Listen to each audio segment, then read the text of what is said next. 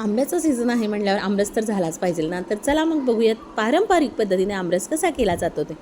हे सगळे आंबे आधी मी स्वच्छ धुवून घेतले. एक 15 ते 20 मिनटं छान पाण्यात भिजत ठेवले होते, कारण त्याला जो चीक वगैरे असतो तो भिजत ठेवल्यामुळे निघून जातो. त्यानंतर मी हे अशा पद्धतीने कापून घेतले आणि नंतर त्यातला गर काढून घेतला. पहिल्यांदा काय केलं जायचं, छान असे ते आंबे मऊ करून घेतले जायचे. हाताने सगळ्या बाजूने दाबून एकसारखे छान मऊ करून घेतले जायचे. पण आता बरेच वेळेला असं होतं की आंब्यामध्ये आतमध्ये खराब असण्याची शक्यता असते.